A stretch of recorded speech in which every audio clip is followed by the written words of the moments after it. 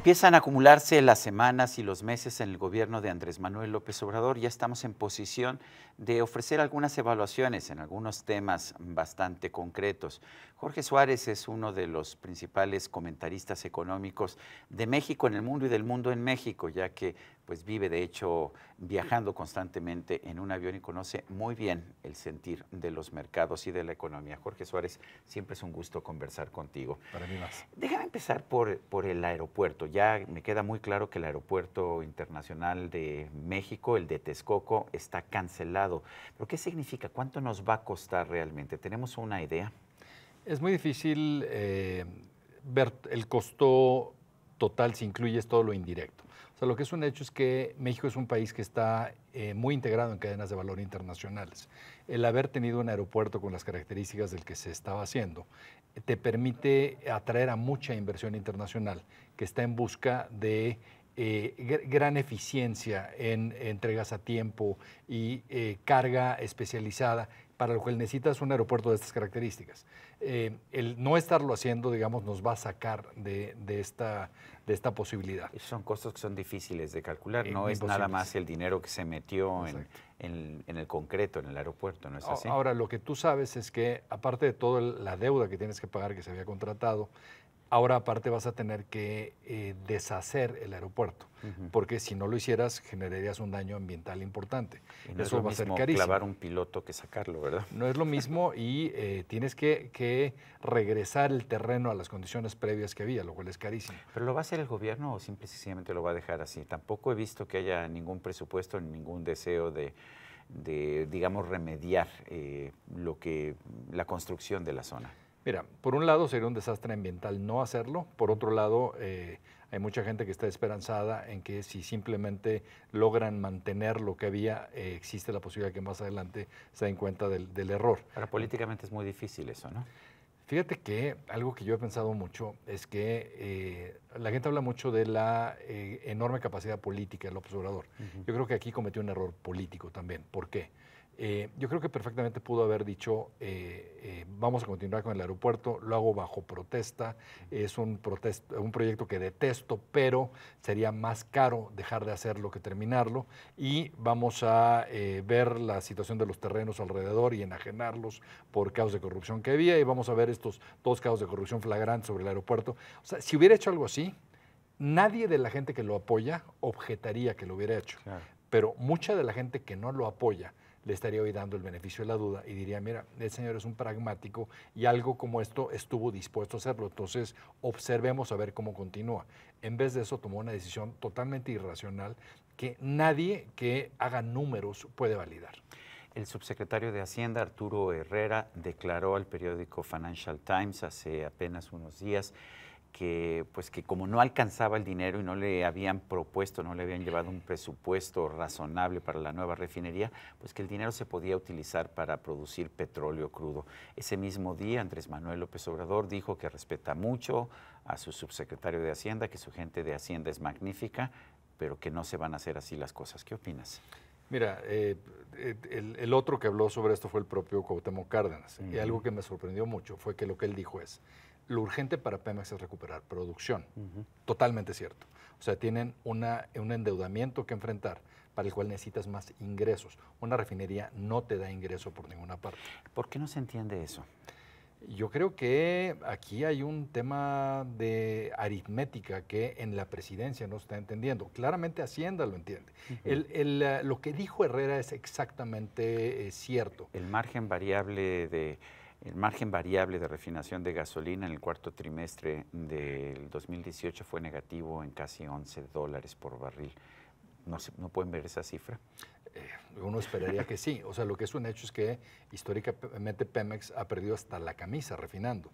Entonces, ¿por qué te meterías en eso cuando tienes un enorme problema de producción cayendo? Lo otro que dijo Cuauhtémoc Cárdenas, que fue todavía más sorpresa para mí, es que deben de continuar con el programa de farm outs, es decir, con recargarse en empresas privadas que son capaces de desarrollar la capacidad en aguas profundas. Esto no lo está diciendo Milton Friedman, lo está diciendo Cuauhtémoc Cárdenas. O sea, la realidad es que lo urgente, sí, lo que te preocupa es Pemex, que es lo que el presidente ha estado diciendo, que quiere rescatar, digamos, a Pemex.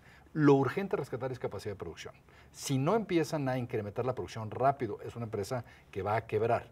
El problema es que se va a llevar a la economía mexicana con ella. De hecho, si lo ves en los mercados internacionales, la brecha que había entre el bono de Pemex, que estaba mucho más barato que el bono soberano, se ha estado cerrando y todos los operadores piensan que van a convergir los dos. O sea, la realidad es que el problema financiero de Pemex cada vez es más claro que es un problema soberano. ¿Qué tan importante es la deuda de Pemex? Si tenemos una deuda de mercado, que son 106,000 millones de dólares, pero también tenemos un pasivo laboral. ¿Qué tan grande es? ¿Qué tanto va a incidir sobre Pemex? Es enorme y, o sea, si un peligro enorme sería que dijeran, bueno, pasemos la deuda de Pemex simplemente a deuda pública, Sí. Asumiendo que, o viendo que el mercado ya asumió que hay una garantía explícita. Sí. Eso incrementaría el endeudamiento de México en 10 puntos del PIB. Eso casi garantiza que perdamos el grado de inversión, cuando además hay que considerar lo que dices de la deuda contingente laboral, cuando además tienes que considerar las pérdidas que sigue acumulando Pemex, básicamente todo lo que hace. Que eso Cuauhtémoc Cárdenas lo dijo también. O sea, Pemex es una empresa obesa que tiene mucho más gente de la que debería de tener, donde si lo que tú quieres es rescatar a Pemex o consideras recapitalizarla, lo primero que tienes que hacer es cerrar todas las llaves por donde se te está yendo todo el dinero y asegurarte que estructuralmente sea una empresa viable. Lo otro que es muy peligroso en Pemex, cada vez que yo escribo sobre Pemex una columna, los primeros que me escriben son todos los viejos ingenieros de Pemex, que están muy enojados de lo que le han hecho a su empresa. Y lo que ellos me dicen cuando me escriben es increíble la pérdida de capacidades técnicas que ha perdido Pemex, porque lo que has tenido es una salida muy fuerte del personal más calificado ante la perspectiva de una baja en su remuneración que afecta a su pensión. Entonces, eso también lo han perdido. Vamos a otros temas, vamos al crecimiento. Está proponiendo Andrés Manuel López Obrador crecer al 4%. ¿Ves posibilidades de que esto se logre? No hay absolutamente cómo. Y de hecho es chistoso porque habla de crecer al 4%, pero en todos los pronósticos que se han presentado en Secretaría de Hacienda, el mejor año es de 2.8. O sea, no hay cómo avalar ese crecimiento con aritmética. Deja de decirte algo que es bien poco popular decirlo, pero que yo pondría dinero sobre la mesa. Me sorprendería que en México este año crezca el 1%. O sea, yo creo que los pronósticos que se están haciendo públicamente tienen enorme cautela política, digamos, de no ofender a nadie. Pero yo no veo de dónde viene el crecimiento, porque si tú ves todos los componentes del Producto Interno Bruto, o sea, el gasto en consumo es un gasto que en el mejor de los casos estaría como el año pasado, que fue un año electoral, y no lo está haciendo. La inversión, como tú sabes, la inversión... Estamos viendo las cifras del ANTAD que él decía que eran positivas, pero están por debajo de la inflación. Exactamente. Sí, en términos reales está decreciendo. Tienes el tema de inversión. O sea, si tú ves inversión, los niveles de inversión que vio en años pasados, la inversión privada es 6-7 veces el tamaño de la inversión pública. No veo ninguna empresa que tenga proyectos de inversión que no sean inerciales, porque lo responsable hacer ante tus accionistas y ante tus empleados es retraerte y esperar a ver por dónde va a venir estos cambios en la economía. En términos de gasto público, no están siquiera pudiendo ejercer el presupuesto que ya tenían, porque ahora todo lo están pasando por la Oficialía Mayor de Hacienda.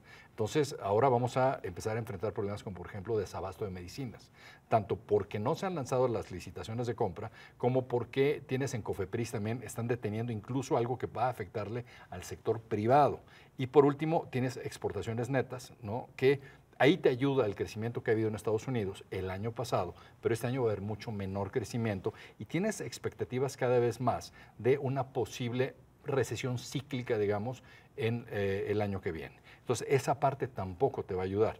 Lo único bueno que tienes en este momento, por ejemplo, son remesas, ¿no? Porque hay niveles de empleo muy altos en Estados Unidos, pero aún eso no es por mucho suficiente para detonar crecimiento. Entonces, por eso, 1% este año me parecería un escenario optimista. Así que, desafortunadamente, tanta crítica de estos crecimientos del 2% que no eran suficientes, los vamos a empezar a añorar. ¿Un proyecto como el Tren Maya no impulsaría el crecimiento? Es puro gasto. O sea, lo que tenemos que ver ahí, o sea, si tú pusieras a la gente, les pagas a 1 millón de personas para que caben zanjas y luego las cubran. O sea, generas gasto público, pero no necesariamente detonas crecimiento a futuro. En el momento que gastas, esa gente va y se compra un refresco, bueno, pues tiene un impacto en la economía, pero ese impacto se acaba ahí. el Tren Maya va a generar pérdidas después, no hay cómo sea económicamente viable. Entonces, es muy peligroso esto que está haciendo, de pensar que con este tipo de gasto detonas crecimiento. Lo único que detonas es un bienestar, digamos, inmediato del que lo recibe, pero a costa de después tener pérdidas hacia adelante. ¿Qué esperas para el próximo año, para los próximos años? Yo creo que la parte que hace muy complicado decir qué se espera es la parte internacional, porque si bien este gobierno ha tratado de actuar como si México fuera una isla, no lo somos.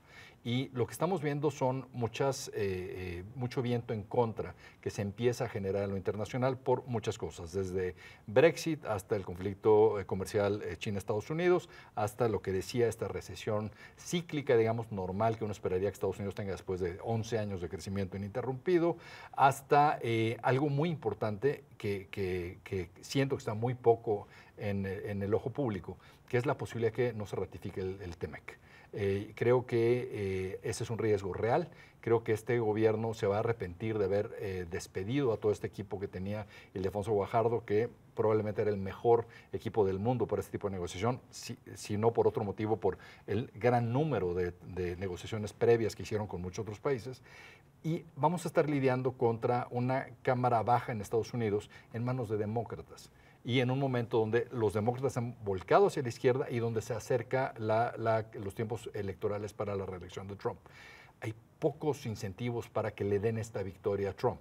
Y el gran riesgo que podríamos estar, lo que te diría que se espera en el mercado, no dicen, bueno, no se va a ratificar, pero va a prevalecer el tratado original. Yo el gran riesgo que veo es que en una posición negociadora equivocada, Trump diga, ok, como no me ratificas el nuevo, me salgo también del viejo para forzarte a ratificar y que los dos se caigan. Eso sería muy malo para México. Y el otro elemento que es difícil de medir es si México va a perder el grado de inversión. Hubo ya un banco internacional que sacó una encuesta, ya no de si México lo pierde o no, sino cuándo lo pierde. Y el consenso es que México lo pierde el año que entre. Algo muy importante a considerar es que la gran demanda que ha habido por pesos, o sea, cuando el peso se empezó a fortalecer, decían, mira, este es un espaldarazo a la política del López Obrador, no tiene nada que ver con eso. Lo único que ocurrió es que la expectativa de alzas en tasas de interés en Estados Unidos, después de la caída de la bolsa en diciembre, cambió el panorama y la gente salió a vender dólares. Y la diferencia de pesos, o sea, los pesos son muy rentables, ¿no? Exactamente, es la moneda que te da la tasa de interés más rentable hoy, dentro de las que tienen grado de inversión. Entonces, ¿qué haría que esa demanda por pesos se detenga? Pues que tengas una de dos cosas, o demasiada volatilidad en el tipo de cambio que haga que la cobertura se te encarezca, o que tengas la posibilidad de que se pierda el grado de inversión. Si eso ocurre, ahí vas a tener una salida masiva de inversionistas que van a vender pesos, provocando una devaluación, pero aparte metiéndole mucha presión inflacionaria al gobierno. Entonces, por eso es muy difícil, pero yo me manifestaría pesimista, a no ser que empecemos a ver mucho más pragmatismo del que hasta ahora hemos visto. Yo quiero agradecerte, Jorge Suárez, esta conversación. Y a usted, amigo televidente, que hace posible este programa, se lo agradezco también. Esto es todo por hoy, pero no se lo olvide. Nos vemos la próxima.